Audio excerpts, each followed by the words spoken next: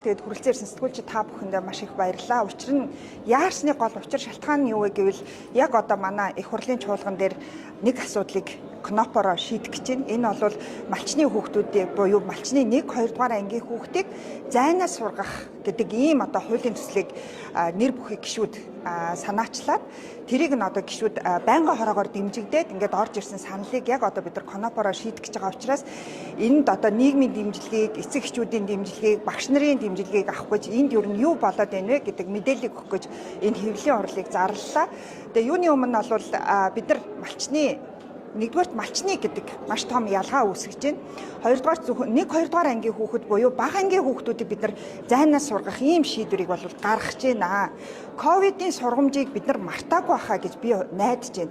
Маш олон одоо ковидын үр дагавартай холбоотой олон асуудлуудаа бид нар одоо холтол шийдэж чадаагүй тэр үр дагаврынхаа одоо төлөөсийг бид нар маш их үн цэнээр төлж байгаа. Дээрээс нь эцэгчүүд та бүхэн бүгдээрээ ковидын үеэр 1, 2 дугаар анги хүүхдүүдээ бага ангийн хүүхдүүдээ гэрээр сургах гэж бид нар ямар зүйлийг даван туусныг бас бүгдээрээ эргэж санах ёстой. Тэгэхээр одоо зөвхөн малчны хүүхдүүдийг бид нар тэр дундаа малчны 1, 2 дугаар ангийн хүүхдүүдийг гэрээ сургах буюу эргэж одоо гэр бүлийн бүрэн бүтэн байдлыг хадгалахын тулд гэдэг ийм одоо үндслэл тайлбарыг хэлж байгаа. Ийм одоо ядмаг байдлаар бид нар энэ асуудлыг болов шийдэхгүй. Тийм учраас энэ хуулийг эсэргүүцэж байгаа учраас та бүхэн маань бас энэ мэдээллийг олон нийтэд түгээж өгөөрэй гэж хүсье. За ингээд бас хэвлэлийн хурлыг би маш богино хугацаанд зарлаад боловсролын асуудал дээр санаа зовдог иргэний нийгмийн байгууллагуудыг бас энэ хэвлэлийн хуралд хамтарч оролцооч гэж хүссэн ингээд тунгалаг хичээгээ урья. За тэгэхээр малчны хүүхдүүдийн 1, 2 дугаар ангийнхны захимаар буюу гэрээс нь одоо зайнаас сургах ер нь бол боловсролын хувьд ямар ч боломжгүй гэж одоо боловсрол судлаачид үздэг. Аль болох бага насндаа байх тусам ялангуяа сурах суур чадваруудад сураагүй бичиг унших зэрэг маш хүнд ийм академик ур чадвар сурж байгаа хүүхдүүдийг гэрээр нь эцэг их сургах гэдэг бол ямар ч боломжгүй. Тэгэхээр энийг бас багшийн талаас нь би бас харж байгаа. Багш нарыг бүр айлын гэрээр явж сургалт хийлгэн, явуулын багш хийлгэн гэж байгаа. Тэгэхээр багш нар өвлийн хүүтэнд тэр алтай нуруугаар айлаар ихсээд хүүхдүүдийг нь сургаж явна гэдэг бол үнэхээр хэрэгч боломжгүй юм хуулийн заалт байгаа. Тэгээ багш нарын цалин хөлс, унааны мөнгө, тэр хүмүүсийн аюулгүй байдал, хөдөлмөрийн нөхцөлийг одоо хэн хангах юм бэ? Багш нарыг арай ядаж ингэж багш нарын дутагдлаа шийдэх гэж яхад дахиад хөдөөд багш тогтохгүй байх ийм нэг бодлогын үндэс тавигдах гэж гэнэ үү гэж би бас багшийн талаас санаа зовж байна. Хүүхдийн талаас гэх юм бол Монгол улс хүүхдээ дотуур байраар хангаж малчны хүүхдийг одоо 100% боловсролд хамруулж ирсэн гэдгээрээ дэлхийд алдартай бодлого судлаачид бүр энэ дотуур байрны шийдлийг маш зөв шийдэл монголчуудын одоо боловсролын түүхэнд оруулж ирсэн, бодлогын түүхэнд оруулж ирсэн ийм сайн шийдэл гэж үздэг байтал бид нар энэ дотуур байраа хүүхдэд ээлтэй болгож 24 цаг 3 ээлжээр асрагч ажилуулж хүүхдийг дотуур байранд байлгангаа одоо чанартай боловсрол эзэмших ийм боломжтой болгох ийм бодлогын шийдвэр гаргахын оронд харин хүүхдүүдийг гэрт нь үлдээж тэнд одоо гэрийнхаа ажилд түүртэж байгаа малчин ээжүүдийг дахиад хүүхдийнхаа хичээлийг хийлгэх ийм нөхцөл рүү түлхэж байгаа нь бол гендрийн хувьд маш тохиромжгүй бодлого гэж бодож байна.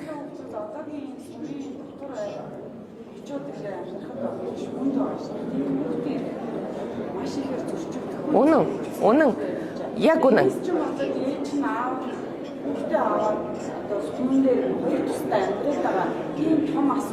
Боловсролын хуулийн дээр одоо 2023 онд батлагдсан боловсролын хуулийн дээр бид эдийн зохицуултыг хийцэн байгаа.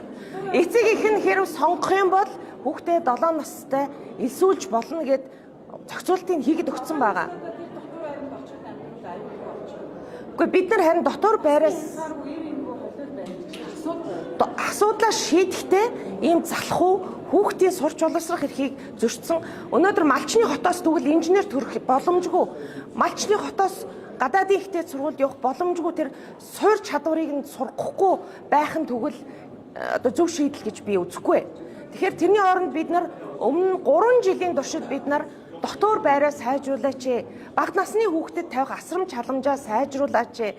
Хажууд нь 24 цаг насанд хүрсэн нийгмийн ажилтны 3 ээлжээр энэ одоо 7-оос 6-аас 10 насны хүүхдүүдээр ажилууллаач. Энэ дээр төсөв хөрөнгө зарцуулаач гэхээр тэрийг зардал гэж үзээд боловсролын төсвийг зарах сонирхолгүй, боловсролын төсвийг одоо төсвөөс цугтаж тэр зардлаас цугтаж эцэг эхэдэн зардлыг өрүүлж, эцэг эхэдэн хариуцлагыг өрүүлнэ гэдэг бол Монгол улс сурч боловсрох эрхийн хувьд, нийгмийн эдийн засаг соёлын эрхийн хувьд маш том ухралт. Энэ бол одоо хүнийг одоо юу гэдэг ямар төрсөн, хаан төрсөн гэдгээр нь ялгарлан гадуурхсан асар том бодлого. Малчны хүүхэд учраас тэр яагаад сургуульд ирж суугарч болохгүй, үе тэнгийнхэн дундаа нийгэмших боломжгүй, нийгэм сэтгэл хөдлөлийн уур чадварууд сурах боломжгүй. За 3 дугаар ангид авчиръя. 3 дугаар ангид тэгвэл хотын эцэг эхчүүдийн шаардлагаар компьютер сурж байгаа, англи хэл сурж байгаа. Тэгээ 1 2 дугаар ангидаа гэртээ байсан хүүхдийг шууд авчираад бид нар компьютер англи хэл заагаа дээрэс нь нөгөө хоцрогдлын төхөөд явах уу? Тэгэхээр боловсрол судлалын шинжилгээ ухаанд байдаг 10 нас хүртлээр хэрэг хүүхдийн сурлагын хоцрогдлыг арилгаж чадахгүй бол энэ насан туршдаа хоцрогдол. Эн чинь юу гэж хэлж байгаа вэ гэхээр малчны хүүхэд өнөөдөр дээд сургуульд орж болохгүй, малчны хүүхэд инженер болж болохгүй, малчны хүүхэд өнөөдөр компьютерийн инженер болж болохгүй. Ийм тогтолцоог бүр багаас нь 6 настайгаас нь ялгаж хийх чинь тэгээ зөв бодлого гэж бид өнөөдрийн улсын их хурлын гишүүд энэ хуулийг санаачилсан хүмүүсээс асуух ёстой. Танаас олж ийм бас томыг яриад байсан л та тий одоо бидний хүүхдүүд бүгд сургууль соёл сураад чаа буцаад малчныхаа хүүхдүүд ирж Монгол ахуйдаа өглөө ийм бөмбөг олчод авч энэ бол үндэсний аюул байдалтай холбоотой асуудал юм аа. Ийм асуудлыг тухайн улс төрийн чинь хэмжээсэн дээр энэ дээр бас харилцан уян байх ямар боломжтой байгаа. Бид нар одоо улсын хурл бол Монгол улсын бодлогыг тодорхойлдог энэ том институт тийм үү. Тэгэхээр асуудлыг шийдэх гэж юм гэхээр энэ тэндээс нь цөм аваад нөгөө бодлогынхаа том асуудлыг нураах гэдэг. Тэгэхээр Монгол улсын өнцөг булан бүрт хаана тэр хүүхэд төрж өснөөс үл хамааран боловсрал эзэмших, сурах, хөгжих тэр эрхэн нээлттэй байх ёстой. А тэгэнгүүт тэрийг яаж юм гэхээр сонголтоор гээд тэгээ 6-7 настай хүүхдийн дотор байрны асуудлыг шийдэх гаргалгааг авах хэрэгтэй байтал эсэргээрээ нөгөө хүмүүсийн сурах эрхэнд нь шууд нөлөөлж шин. А тэгвэл бид нар яриа л да хотод өөр ямар асуудал байна? Хотод баг сургууль хүрэлцэхгүй байгаа. Цэцэрлэг одоо нэг 2-3 жилийн өмнөхийг бодвол харьцангуй хүртээмжтэй болсон. Тэгвэл хэдвэл хүүхдүүдээ ч гэсэн адилхан 8 настайгаас нь сургуульд оруулах юм уу? Үгүй шүү дээ. Тэгэхээр Монгол улсын айл өнцөг булан бүрт хэний хүүхдээс үл хамааран боловсрал өөрөө тэгш хүртээмжтэй байх ёстой. Тэгэхээр малчны хотноос эмч төрөх боломжгүй болж байна. Яагаад тэгэхээр хүүхдийн тарих өөрөө 5-аас 7 наснд хамгийн өндөр идэвхжэлтэйгээр сурдаг. Тэгэхээр энэ үед нь бид нар өөрсдөө нөгөө суурь чадваруудыг нь бий болгож өгч чадаагүй учраас энэ хоцрогдол өөрсдөө арилахгүй. Тэгэхээр бид нар сая ковидын үед 20 оноос 22 он хүртэл харсан шүү дээ. Хүүхдүүд 1-р ангидаа хоцрогдсон хүүхдүүд өнөөдрийг хүртэл унших, бичих тооны ур чадвар бол хоцрогдолтой байгаа. Энийг бид нар нөхөж чадахгүй байна. Тэгэхээр бодлогын хувьд бол бид нар бага боловсрол дээр илүү анхаарах хэрэгтэй байтал малчны хүүхэдгээд тухайн эцэг эхийнхээ амьдарч байгаа нөхцөл байдал, ажил мэргэжлээс үүдээд хүүхдүүдийг ирээдүйд амьдралаа шийдэх боломжоос нь хомсолж гин гэдэг бол маш эмгэнэлтэй ийм хуулийн төсөл орж ирж байгаа. Тэгэхээр Монгол улсын бодлого өөрөө боловсрол дээрээ үндэсний аюулгүй байдлаа бодоод тогтвортой байх ёстой. Монгол улсад өөрсдөө хүүхдийн эрхийг хамгийн одоо сайнаар хамгаалах ёстой. Бид нар өөрсдөө нүүдэлж ард түмэн энэ дотор байр болвол Монгол улсад ганцхан байгаа дэлхийд дээрх жишг. Тэгэхээр энийг бол хөгжүүлэх тал дээр ажиллах ёстой болохоос биш. А энийг илүү нураах тал руу бидний бодлого барьж болохгүй гэдэг байр суурьтай. За сая сууч асуусан асуулт байна. Энэ малчин өнгөрхийн асуудал те гэр бүлээс тусдаа дараа гэр бүлээс тусдаа дараа асуудал гэдэг. Энэ бол бидний одоо өнгөрсөн 30 жилийн маш том бодлогын алдааны үр дагавар. Энэ үр дагаврыг өнөөдөр бид нар хүүхдүүдийг сургуулиас одоо зайны сургалт гэдэг нэрээр энэ бодлогыг бид нар шийдэх гэж оролдож байна. Айгуу залхуу арга, маш залхуу арга. Тэрэн дорхноо бид нар маш олон гендрийн эрхтгч байдлыг хангах маш олон бодлогууд, хэвшмэл ойлголтыг засах оролдлогууд гэд маш олон зүйл биднэрт хэрэгтэй байгаа. Гэтэл хүүхэд эмэгтэйчүүдийг бүр энэ одоо асуудалд нь живүүлээд та нар энэ асуудлаа өөрсдөө шийдээ, эцэг эхийнх нь өөрсдийнх нь сонголтоо гэдэг ийм байдлаар төр бодлогын шийдвэр гаргаж огтоосоо болохгүй. За homeschooling гэд гадны улс орнуудын жишээг бас зарим гишүүд улс төрчид ярьдаг. Гэхдээ гадны улс орнуудын homeschooling хийхийн тулд маш том өндөр хяналтайгаар маш тодорхой хүрээ хязгаарын дотор хийдэг. Homeschooling-ийн хэд хэдэн судалгаанууд байдаг. Ямар тохиолдолд гэрээрээ сурсан хүүхдүүд амжилттай байдаг вэ гэвэл тухайн айл өрхийн эцэг гэх нь өндөр боловсралтай, өндөр орлоготой, хүүхдтэд зарцуулах цаг боломжтой энэ тохиолдолд home schooling-ийн амжилттай байдаг. Гэтэл хөдөөгийн малчин өрхүүдийн аж амьдралыг та бүхэн бүгдээрээ мэдэн шүү дээ. Өдөр шөнөгүй өглөө оройгүй маш өндөр ажлын ачаалттай байдаг энэ цаг, энэ нөхцөл дахиад хүүхдийнхаа сурах эрхийг, дахиад хүүхдтэй хичээл заах эрхийг эцэг их нь өөрөө хариуцна гэж төр өөрөө үүрэг хариуцлагаас зугтаж байна гэж үзээд байгаа юм.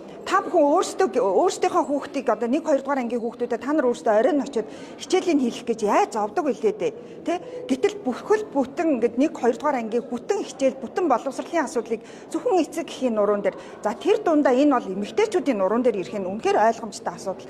Ингэж ирүүлж байгаа энэ одоо бодлогын шийдэл бол зөв бодлогын шийдэл биш ээ. Зөв хувилбар ерөөсөө биш ээ. Харин дотор байрны тухай бид нар маш сайн эргэцүүлж, маш сайн судалж, маш сайн харах ёстой.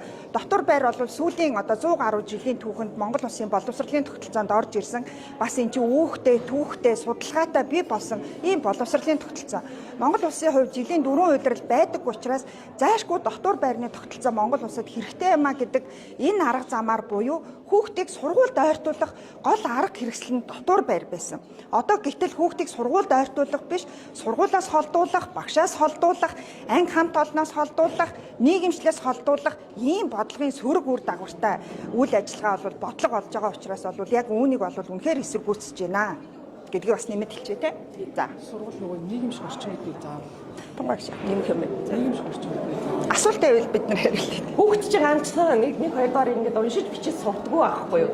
Тэнд чинь малчны хотод ингээд ганцаараа юм уу 2 3 хүүхэдтэй гэр бүл ойр дотныхонтойгоо харьцаж байсан хүүхдүүд сургуульд ирж дотор байран дээр ирж өнөөдрийн нийгэмд хамгийн их хэрэгтэй байгаа нийгэмшлийн хөгжил нь сэтгэл хөдлөлөө удирдах, өөрийгөө удирдах маш олон бусад ур чадваруудад сурч бусад талынхын хөгжил, бие ядар сэтгэл санаа, сэтгэл хөдлөл нийгэмшлийн энэ олон ур чадварууд хөгжиж идэг байхгүй.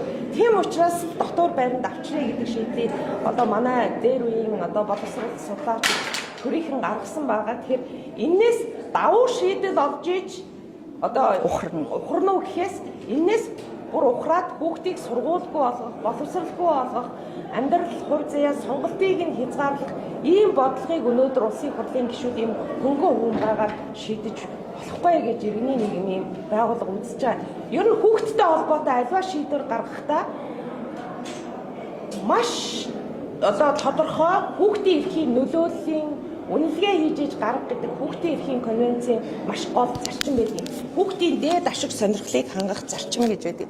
Энэ дээр юу гэдэг вэ? Хүүхдтэй холбоотой та ямар л нэг шийдвэр гаргах чавал хүүхдийн бүх эрхийг нь зохицоор нь авч үзээд энэ эрхийг хангахаар нөгөө эрх нь яах вүлээ гэж авч үздэг ийм зарчмаа өнөөдөр улсын хурл хэрэгжүүлэх шаардлагатай байна. Хүүхдийг үнэхээр нэгдүгээр тавьж байгаа бол хүүхдийн төлөө заа гэж хэлж байгаа бол энэ улсын хурл дээр гарч байгаа шийдвэр болгон хүүхдийн дээд ашиг сонирхлыг хангах буюу хүүхдийн бүхтлийн эрхийг бодолцсон хүүхдэд хамгийн сайн шийдвэрийг сонгож гаргах ёстой болохоос хэн нэгний өглөө зүүдлээд боссон бодлогын шийдвэр өнөөдөр хууль болж батлагдаж олон мянган хүүхдийн одоо амьдрал хувь заяанд нөлөөлж болохгүй шүү дээ. Одоо та нар мэдж байгаа дотор байрыг өмнө нь одоо хоолны төлбөртэй болгосон чи жилд 30 мянган хүүхэд сургууль завсарсан.